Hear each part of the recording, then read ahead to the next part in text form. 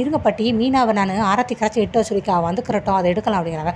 டே ஆரத்திலாம் இது கண்ணு அட இருங்க பாட்டி அப்படின்னு சொல்லி முத்து சொல்லிட்டு இருக்காங்க. அடுத்து இங்கே வீடை காட்டுறாங்க. மாடியில் மீனா ஆரத்திலாம் கரைச்சி கீழே வரவங்களையும் விஜய் வந்துட்டு இரு எங்கே போகிற அப்படிங்கிறாங்க.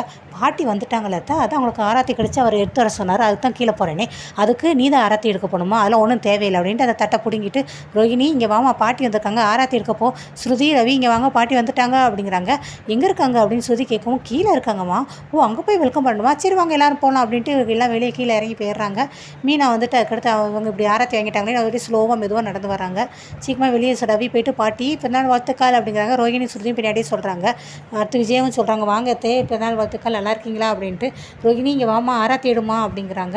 இருங்க 2 மருமக தான் இருக்காங்க, இன்னொரு மருமகள் எங்கே அப்படின்னு சொல்லி மீனாவை கேட்குறாங்க பாட்டி. மீனா வந்து அங்கே ஓரமாக நிற்கிறதும் அண்ணாமலை பார்த்துறாரு. அம்மா மீனா என்னம்மா அங்கே நிற்கிற வாமா அப்படிங்கிறாங்க. இல்லைம்மாம்மா இருக்கட்டும் அவங்க 2 பேரும் ஆராத்தி எடுக்கட்டும் அப்படிங்கிறாங்க. இதை முத்து